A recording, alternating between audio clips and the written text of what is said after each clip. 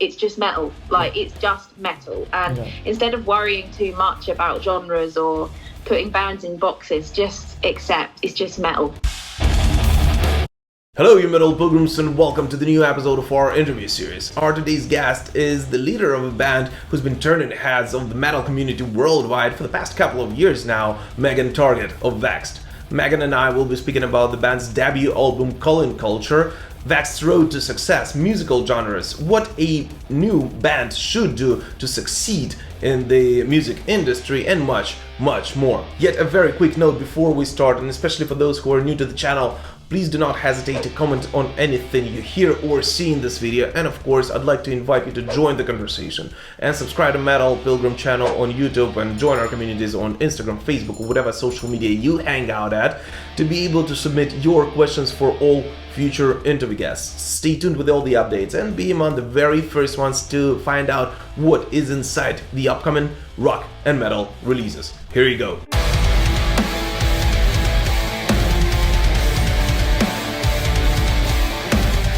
Hey Megan, how's it going?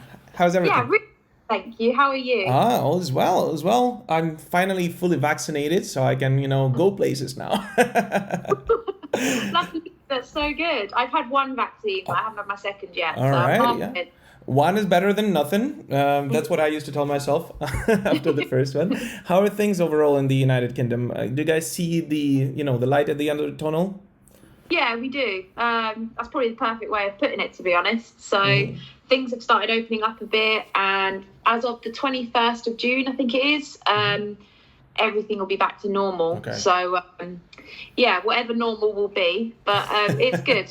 we can sort of like eat in restaurants and stuff now and see friends, so it's really nice. This is really great news because especially for us, in this music industry overall, I think the pandemic has hit us maybe the hardest out of all the other ones, and I always say that rock and roll and heavy metal, they live in sweaty clubs and in real festivals and not really online, right? So hopefully we'll get back to normal soon.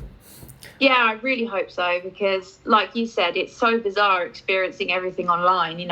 Metal communities, we're so used to being up close and personal. It's weird doing everything through a computer screen, or a phone screen. 100%. So yeah, that's what I want, is a live show. 100%. But you guys come at the right time, right? Because your debut studio album, Culling Culture, has already been released. When was that? On May 21st, last Friday. Yeah, that's a few days ago now. Yeah. So congrats on finishing it up, despite anything that is going on around the world, and especially because the feedback has been absolutely amazing so far. Yeah, so can you just take us back just for a moment and talk a little bit about the creative process behind it? How did it all, form into this one piece we can hear today, and when you actually started working on it? So we actually started working on it 2 years ago now. Wow. And we didn't really know that we were going to write an album. It was just, we started VEXED and we started writing loads and loads of songs. Released a couple which were Elite and Dominate, and we released them independently, and then they went down quite well, so we were like, we should probably get management and do something with this. That's an adult thing to do. Yeah, exactly. So yeah, we were getting quite a lot of like emails and phone calls and things from people in the industry, and we were like, we don't know who we can trust, we don't know what we're doing, we're out of our depth. So we found an amazing management team, and at that point we'd had an album written, and most of it recorded, and we showed it to them and they loved it, and then they chucked it out to anybody who would listen, and eventually Napalm came forward. But the sort of whole writing process, it wasn't like an intentional, we're going to sit down and write an album. It was just, we wrote loads of songs, and then somehow we managed to kind of get a bit of traction online, and we were like, right, okay, I suppose this should be an album now. So when you guys started VEXED, did you already have in mind to have this professional band in place, or did you just do it for fun? We said that it would be our last attempt at trying to make a professional band, because all of us had been in like older bands or different lineups of other bands, and they'd all just failed miserably, and we were trying to make them work for years, and we really hated them. So we were all fed up with the with the sort of long slog of being a musician, and we were like, right, we're gonna cut off those bands, kill them off, start Vexed, and really go for it. And if it doesn't work, we're just gonna quit music altogether, because it was too heartbreaking trying all the time, nothing working. Yeah. And luckily it paid off. So yeah, paid off. Yeah, that's great. So for those who are not familiar with Vexed yet, what can a metalhead who has never heard your music can expect from this album? It's probably just completely, the best way to go into it is try not to put it into any specific genre, because I don't think it can be defined by one genre, but it is just pure, aggressive, angry metal, basically. This is really interesting you just said that, because, just like any other band whose sound doesn't really fit into this, established classical metal subgenre, you guys are labeled as modern metal. Yet at this point, in my personal opinion, modern metal has already, packed in itself so many subgenres that I don't even know what it is anymore. I mean, everything can be called modern metal at this point. So, I mean, do you agree with such labeling at all? Or would you just prefer to call yourself a metal band and, and that's it? We've been saying, like, going along with the modern metal thing, because we honestly have no idea what else to call it. Angry metal. I think angry metal was a pretty cool one. So I wouldn't disagree with it, but I know what you mean. I think it's such a vague statement that when people do ask us, our drummer Willem is just like, it's just metal, like it's just metal. And instead of worrying too much about genres or putting bands in boxes, just accept it's just metal, and then you'll probably enjoy it a lot more. That's pretty cool. So can you tell us a bit about the band and how you guys usually divide responsibilities when it comes to writing new music? Who's in charge of what? Is it collective thinking? Is it you in charge of lyrics and someone else in charge of music? Or how do you guys go about it? I love our writing process, to be honest, because we all respect each other completely. We are not afraid to tell each other if we think something's terrible or if we don't like it. That's good quality. A lot of bands do not have that, and that's what makes them lose. It's a lot of arguments, can't it? Definitely been there in the past. But with Vexed, no, we can easily say, I really don't like that, I'm sorry. And we've kind of managed to figure out this way of, for example, if there's a riff that I don't like that Jay's written, I'll say to him, I'm really sorry, but I don't like it. But if he says, well, actually, I really like it and I'd really like to do something with it, then I'll be like, okay, fine, like, we'll do something with it. Because I think it's important, like, it's like being in a marriage, I suppose. You need to be able to compromise. So if something's really important to one member and they really want to use it, we compromise and we use it. And we're all kind of in charge of our own instruments. I write my lyrics and I come up with my own vocal melodies, and the boys do their own thing for theirs. But we're also completely open to criticism and, having a few ideas from each other. So I've written a few guitar riffs on the album. Cannot play guitar to save my life, but I kind of sing it to Jay and he works it out and then he makes it a million times better. And the boys have come up with a few vocal hooks and stuff as well. So we kind of just dabble in a bit of everything, but respect each other's instruments at the same time. If that makes any sense. Sounds like a really great living organism that kind of works in synergy. I love it. And in terms of the major musical influences, right? Which bands or which, artists influenced your sound the most, you think? It's different, very different for each individual. So for Jay, he's really into proggy metal. I'm not really into that sort of thing. There are a few bands that I like, but as a general, if I am generalising, it's not something I'm massively into. But he loves bands like Periphery and Monuments, Viljata, all that sort of thing. Yeah. So that's where he gets his inspiration, I suppose, when he's writing. Myself, I'm more into things like Alpha Wolf, King A10, Immure, and I love rap music as well, and grime. Yeah, massive grime fan. So, yeah, I like to pretend for 5 minutes when I'm singing a song that I'm a rapper. I'm definitely not that. Yeah, so we all just listen to loads of stuff. And I think that's why it's quite hard to kind of put us into a genre, because we try and put everything that we want in, but make it heavy. That's pretty cool. And you said that you're writing most of the lyrics, right, or all of them, actually. Yeah. So, what are some of the major, lyrical lines running through this album? What did you try to pack in it? So it was all. I wanted it to be completely honest and raw. Mm-hmm. I didn't try and write things that people may expect of a metal band. I didn't want it to be too sort of like make believe and all about unicorns and space and all that sort of thing. I wanted it to be very real and about people on just a normal level, how you'd speak to them face to face, I suppose. And it's just all about eliminating toxic people from my life and the experiences that I went through with each one of them. Okay, that's really interesting. And you said that this is, unfortunately or fortunately, I don't know, right? And time will show. But this is not your first attempt in the music industry, right? As individuals, and then. So, what do you think you are doing now differently that can help new bands, when they are starting their journey? What we did differently with VEXED is we were completely and authentically ourselves. Mm-hmm. I think for so long in those old bands, we were trying so hard to write music that we think other people would like. Mm-hmm. And that we thought, well, because I'm a woman in metal, maybe I should be like this or act like this or say something or dress like this. Completely forget anything that anybody has ever told you should do. And just do what you want to do. Because when it's coming from a place of just pure authenticity and love, don't care about what anybody else's expectations are of you, you'll probably create something that's just far more relatable than if you're trying too hard to please. So yeah, I'd say for young bands out there, stop trying to sound like anybody else and just do what you want to do. I think this is a great advice, and to be honest with you, and this is the best one I've heard so far. So,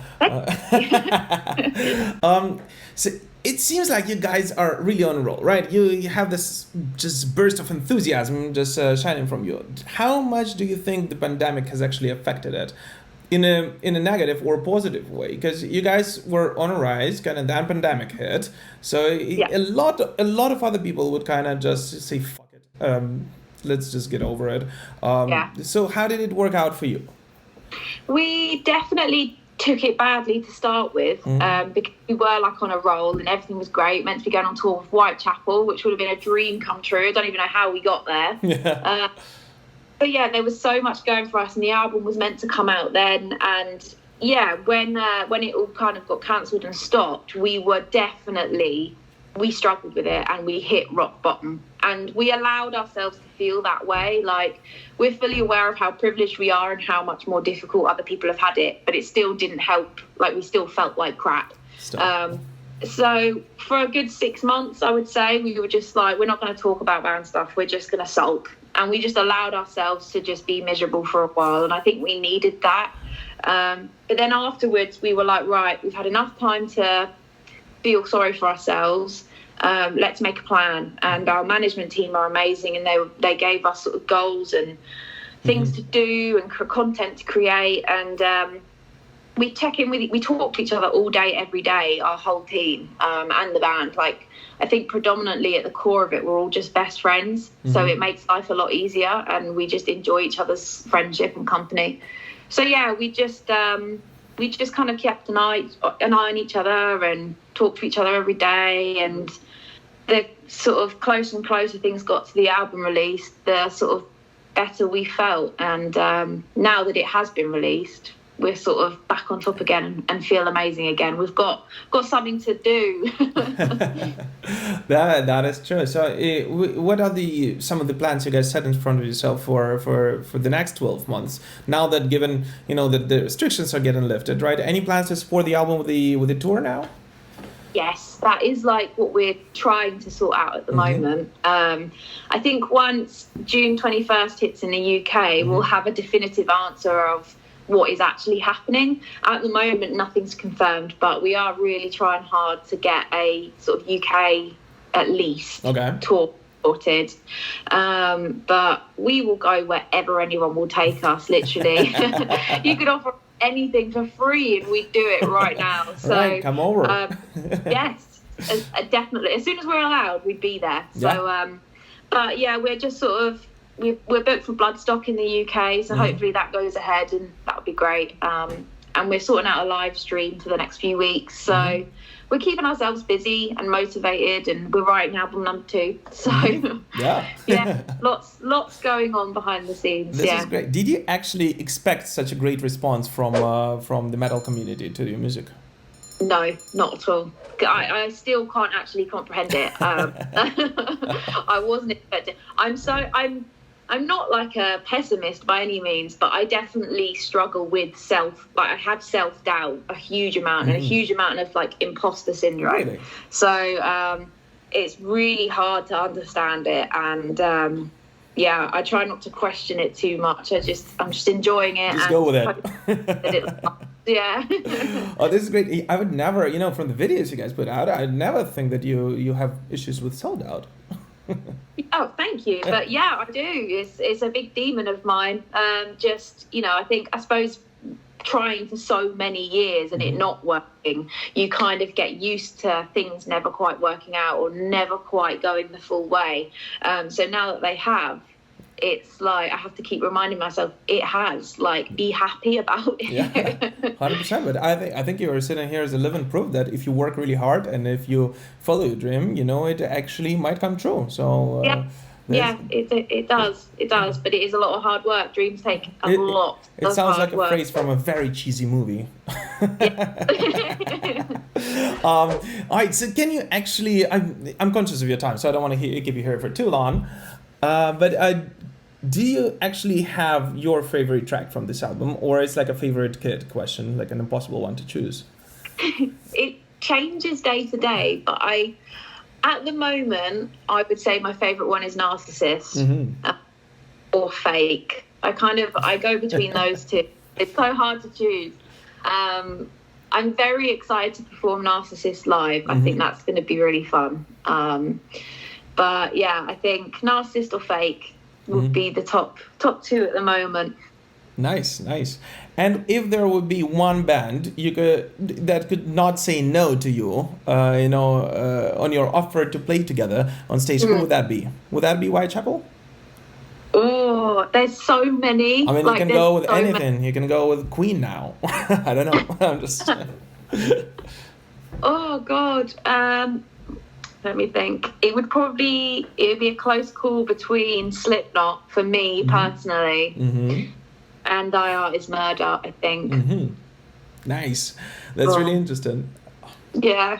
Cool. And so I take it that you are a metalhead who is also listening to rap, right? So the next bit is just going to be really interesting for me because I don't think that you might actually have one, making you're not taking guilt in them. But what is your one guilty pleasure in terms of music? What do you blast when you're drunk and no one is listening?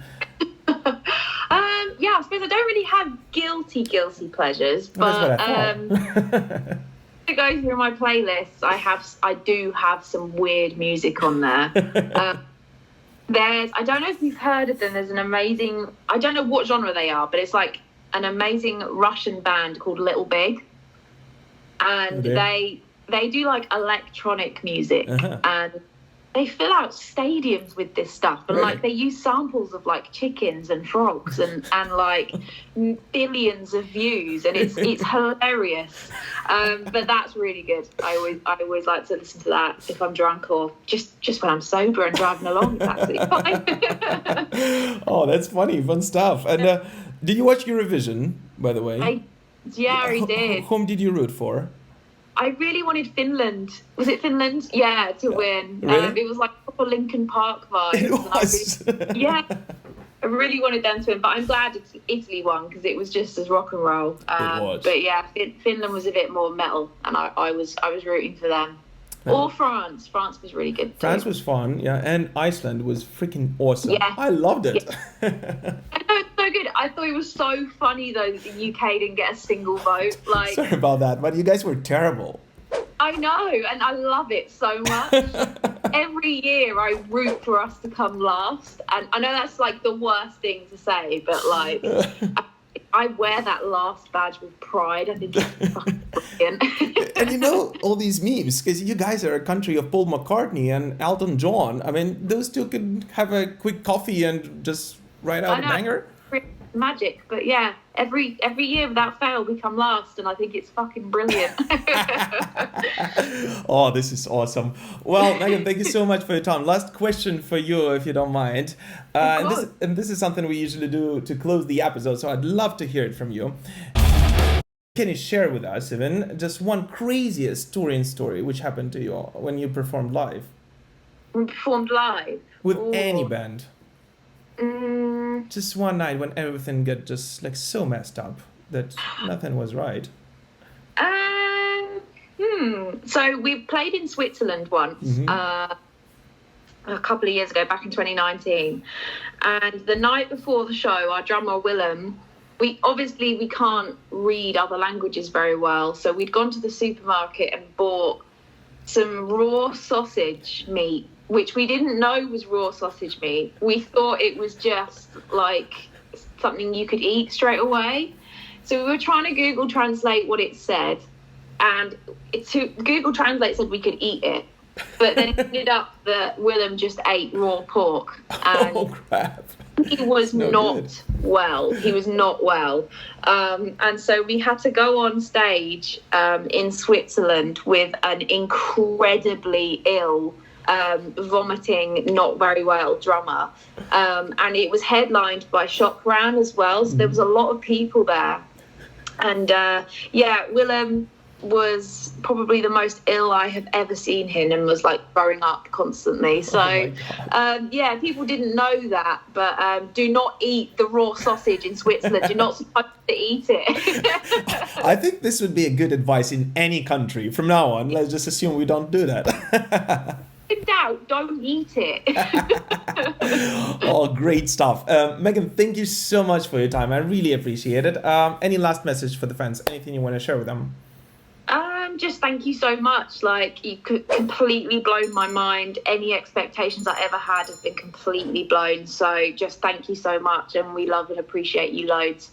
Perfect. Thank you so much. Just as a reminder, VEXED debut album Culling Culture is already out via Napalm Records, so you make sure to check it out. It's really something new and fresh in the all of the metal industry. I think you will guys enjoy it. So thank you so much, Megan. Keep rocking. Thank you so much for having me. Thank you.